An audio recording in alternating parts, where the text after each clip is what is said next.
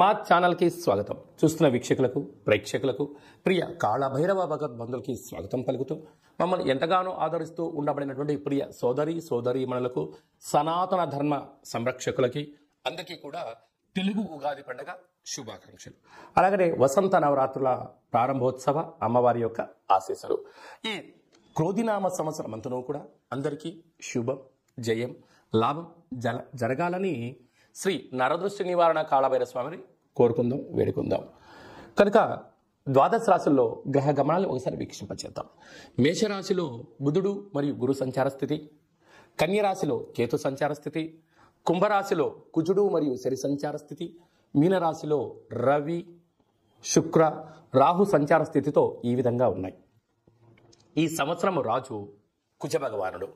మంగళవారం మనకు ఈ సంవత్సరం ఉగాది పండుగ అవడం వలన రాజు కుజుడు అవ్వడం వలన నిత్యము రాజకీయ నేతలకు, సామాన్యులకు, ప్రతి ఇంట్లో ఉండబడినటువంటి కార్యక్రమ నిర్వహణ చేసే వారందరికీ కూడా అధిక శత్రు ప్రభావం అధికంగా ఉంటుంది.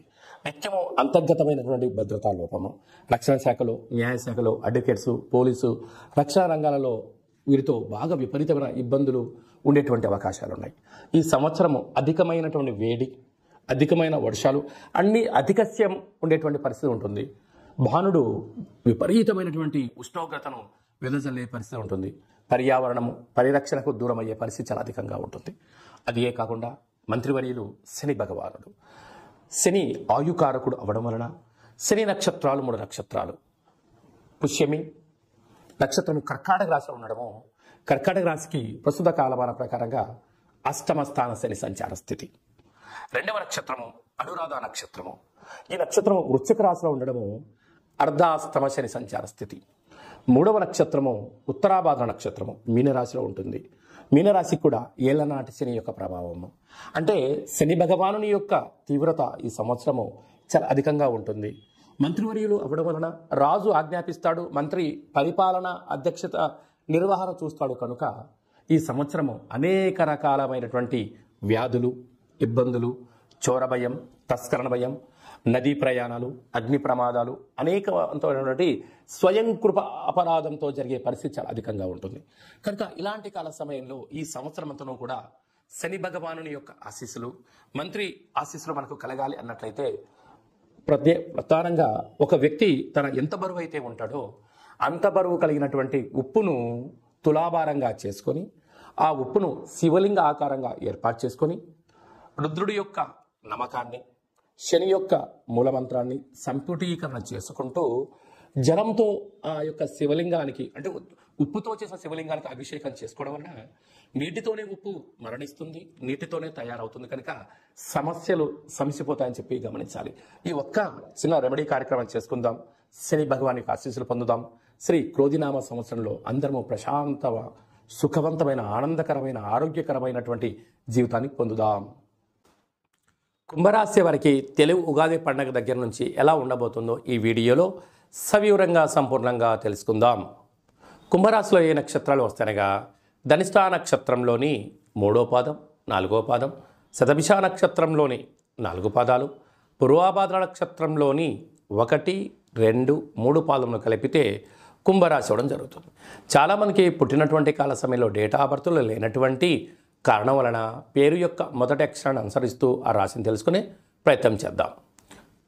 గు, గే, గో, సా, సి, సు, సే, సో, ద అక్షరాల వారందరూ కూడా కుంభరాశి జాతకులే. కుంభరాశి యొక్క అధిపతి శనేశ్వర స్వామివారు. వీరికి ఏళ్ల నాటి శని మధ్యమ సంచార స్థితి జరుగుతున్న విషయం తెలిసినటువంటిదే. 9వ తారీఖు నుండి 15వ తారీఖు వరకు పుట్టినటువంటి వారందరూ కూడా ముందస్తుగా జన్మదిన శుభాకాంక్షలు. గతంలో వివాహం చేసుకున్న వారికి వివాహ వార్షికోత్సవ శుభాకాంక్షలు. వీరికి రాశిలోనే కుజశని సంచార స్థితి, 2వ స్థానంలో రవి శుక్ర రాహు సంచార స్థితి, తృతీయంలో బుధగురు సంచార స్థితి, అష్టమంలో కేతు సంచార స్థితి ఉండడం కారణం వల్ల గళగళ పారుతున్న గోదావరిలాగా కుంభరాశి వారి యొక్క జీవితం చాలా అద్భుతం, ఆనందమయం, సుఖవంతమైన జీవితం. కాకపోతే వీళ్ళు ఎదిగే కొద్దీ ఒదిగి ఉండగలగాలి. శత్రువులు ఎక్కువ, సమీప బంధువులు, మిత్రులు, సన్నిహితులు నా అనుకున్న వాళ్ళే మిమ్మల్ని వాళ్ళ అవసరాల కోసం మిమ్మల్ని ఎరవేసి, వాడుకొని, వదిలేసి మీరు ఇచ్చిన డబ్బులు ఏమైనా తిరిగి అడిగితే వాళ్ళే మీకు శత్రువులు అవ్వడం, బంధువులతో, మిత్రులతో, స్నేహితులతో మిమ్మల్ని విరోధాలు ఏర్పాటు చేసే పరిస్థితి అధికంగా ఉంటుంది. ఆదాయ వ్యయాలు అద్భుతంగా ఉంటాయి. కాకపోతే నిద్రలేని రాత్రులు గడపడం, ఉన్న దాంట్లో ఆనందం కన్నా ఏదో కష్టపడి పైకి వెళ్ళి ఇంకొక మెట్టి ఎదుగుదామనుకుంటున్న సమయంలో నీ వాళ్ళే నీకు అంతర్గత శత్రువులుగా ఉండే పరిస్థితి ఉంటుంది. అలాగే సాఫ్ట్వేర్ ఉద్యోగస్తులు, హార్డ్వేర్ ఉద్యోగస్తులు, సినిమా వాళ్ళు, సంగీత విద్వాంసులు, వ్యవసాయ సోదరీమణులు, గృహ భవన నిర్మాణ కార్యక్రమం చేసే వాటిలోకి మంచి అవకాశాలు అని చెప్పి గమనించాలి.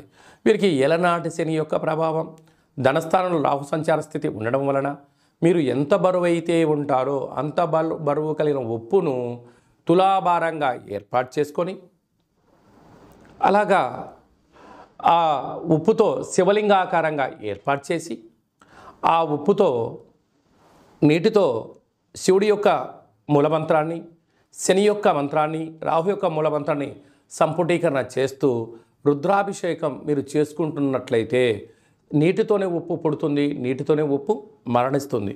కనుక అలాంటి కార్యక్రమాన్ని మీరు చేసుకోగలిగినట్లయితే శని ప్రభావత తగ్గి భూ సమస్యలు, కోర్టు సమస్యలు, ఆరోగ్య సమస్యలు తొలగిపోయి అనుకుంటున్న అన్ని విజయం మీ సొంతం అవుతుందని చెప్పి గమనించాలి.